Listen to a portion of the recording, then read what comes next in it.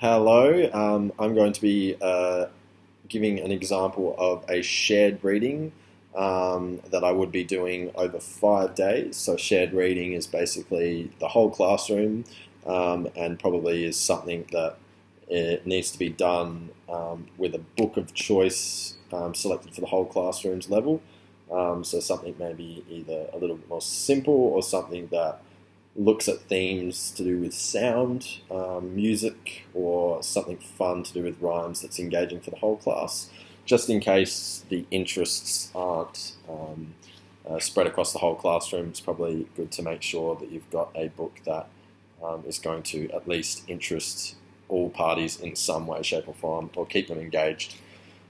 Because it is something that they will be looking at for the whole week. So you want them to be getting the most out of it as they go through a lot of different literacy rules, characteristics, contexts with the book, and things that they can explore with text. So the book that I've chosen for this example, this shared reading example, is Dr. Seuss's Mr. Brown Can Moo, Can You? So I chose this book because it has, as I said, a lot of things to do with sound, rhyming, but basically a good introduction to onomatopoeia and basically the way we can interact with text and interact with objects and present actions with text to portray a sound.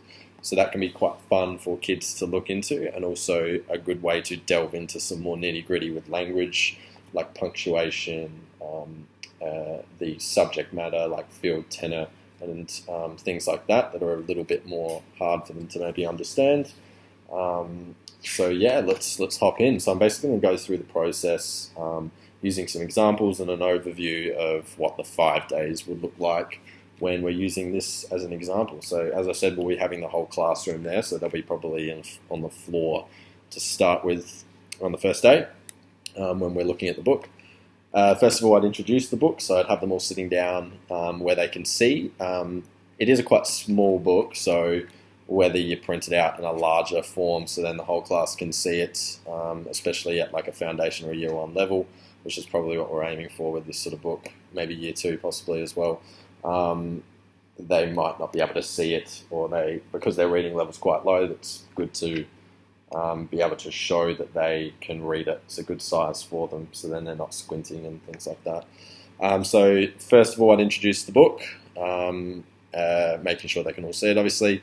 I'd discuss the book's wraparound cover, so that the front, get them to interact with that and have a look at it first, and read out the title, and who it's by here, Dr. Seuss, which they probably might be familiar with already. So what we'd do first of all is I'd talk about the front cover, get them interested in the front cover, ask them who they think these two are, ask them what sort of animal is this, ask them to express what they think Mr. Brown is doing on the front cover, just get some sort of interaction before going in and reading the book. I would then go through and read the full book with them for the first time on the first day. And it's important as you read through this book, especially with this book where it uses a lot of voice characterizations and sounds. Obviously, this book is about Mr. Brown, what he can do and what he can say as he's expressing onomatopoeia the whole way through based on who he meets. So it's good to sort of say, obviously in this page he's going buzz, so a lot of emphasis can be provided on that as you're going through that with the kids, and it keeps it interesting for them. And later, obviously, we'll delve into those sounds a little bit more, but basically read through that with a lot of enthusiasm. Read all of these words multiple times, like pop, pop, pop, pop, and give them good emphasis, because that is basically the subject matter of the story. It's based around these sounds that Mr. Brown is conveying. Basically, when the story is finished on day one, I'd maybe ask a student if they want to come up and be Mr. Brown, and get students to ask Mr. Brown, say, a question. It can be an open question about the book. So at this stage, we would have finished the book for the first time, with the teacher, myself in this instance, reading through it all. So they should have an understanding about something that they could ask Mr. Brown. It can be anything. It can be something they're interested in, just to get them engaged with it. So, for instance, they might say, what did Mr. Brown say to the butterfly? And the person could make, obviously, if they can remember, the same sound or another sound. It really doesn't matter. It's just to get them to interact with what's happening in the book and who those characters are. So I'd focus on the next day. We'd move to focusing on vocabulary, so more what's happening with the words. We'd reread it, and as we're reading through it, we'd ask students to read certain pages as we go through, not too much, but even just certain words. So we'd get them to focus on the second read through. I think would be great to focus on the sounds. So Mr. Brown on the first page goes moo moo, so you could tell the students to interact with me as I'm reading through it to repeat to speak through with the words moo moo when I say moo moo, and that gets a good understanding of basically the context of the book, the subject matter, what's going on, and what Mr. Brown is saying, and also get some familiar with the certain sounds you can make and different sounds that they might not have ever heard before. So we'd focus on the words, as I said before.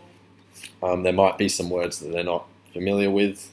I'll just go ahead and try and find one. Like squeaky might be something they never heard of before, and it's also another word that you can sort of use pitch with. So you could go really high pitch and go squeaky, squeaky, and they can interact with that.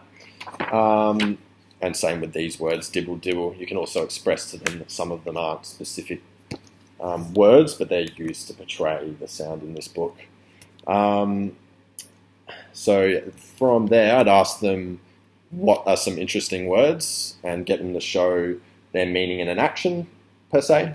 And we'd add those interesting words or sounds to the whiteboard. So in this instance, because this is centered around sound, we'd get them to express what the sounds are. We can write them up on the whiteboard so then they can see the theme of what's going on in the book, what the essence is, and what those words are, and also introducing them to those interesting words. So from there, we flow into day 3, where we're basically looking at the flow, the phrasing, and the fluency. So a lot of this will be centered around punctuations. There's a lot of exclamation marks in this, which is what I'd focus on. And especially to do with sound, we want to get them the idea that exclamation marks can make things louder and basically more to the point. So we want, on this page it says, Mr. Brown can do, it says, oh, the wonderful things Mr. Brown can do. So you can say that loudly and express that there's an exclamation mark there for that reason, because it's really saying it with a lot of emphasis and a lot of volume as well. We'd get them to circle those, so obviously they'd all have access to this, and we can circle the punctuations and ask them what it is. So before we go into that's an exclamation mark, I get them to circle that, or basically when I'm pointing it, tell me what that is, and we can express certain things about how clues like this can help them with expression when they're reading. Because expression is obviously very important, especially with a book like this with sound, and certain emphasis is required. Same with full stops and question marks. So a lot of it says, how about you? We know that there's, on this it says, how can he go like a bee? Mr. Brown can buzz. How about you? Can you go buzz, buzz? So basically this would be a good way to explore with the kids, asking them, how about you? And asking them to say buzz, buzz, putting the emphasis on them, and then that way they know that I'm questioning them, and basically exploring that with them. There isn't a lot of speech marks on this, but obviously in a shared reading, if there are some speech, we delve into that in this stage. And also a lot of expression is required for changing characters, and also expression for different sounds. So splat, splat, boom, boom. You could bellow your voice with boom, boom, and let them see how expression, based on what word they're using, same with squeaky with a high pitch, can be represented based on what sound they're trying to convey. So it's got to follow the action of what sound they're trying to convey, and that can be helped with pitch and expression. So the next day, we'd probably hop into some phonemic awareness. With this, it's got a lot of capital letters, so I was looking into why do these words have capital letters, start of a new sentence, but obviously getting the circle and ask, so a lot of engagement from them. Why are these sounds all in capital letters? Again, another delving into further expressions, so dibble, dibble, dibble, dop. These are all the sounds are in capital letters, so they're being expressed loudly, and there's a lot of emphasis on them being the main part of the book, which is why they're all in capitals. So it expressed that tone as well when we're going through there. And also we could go through some words like squeaky. We could get them to pinpoint specific letters in there and ask them how that sounds. So with who, we could go huh, we could pinpoint that the H in who and get them to make that sound. Ask them, what does that sound? What does the H sound make? And they could go huh, huh. We could always do that together. Same with rhyming words with this. A lot of rhyming words through here. So he can go eek, eek, like a squeaky shoe. He can go like a rooster, cock-a-doodle-doo. So we can talk about rhymes as well, if time permits. Obviously, you're focusing on a lot of things sometimes with these books, and it depends on the level of the readers that you're working with.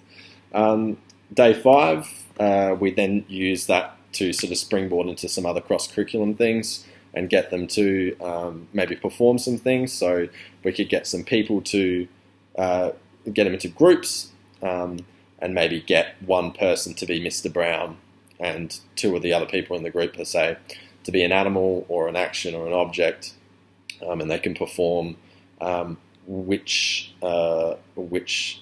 sounds they make, get them to come up with that and be creative themselves, or if they're struggling, give them that, the ability to be a specific animal or an object and get Mr. Brown, whoever's playing Mr. Brown, to play that character and imitate the sound that they make. So it can be a good way to explore different vocabulary, some new ones that aren't in the book, and also we can display those on the wall, go through them and look about how they're different from the book, and also explore all of the instances of onomatopoeia in this, and the different words that they weren't familiar with that make sounds and emit some expression. So that would be it. If time permits, again, you'd reflect on that day cycle if you need. That would be my shared reading session.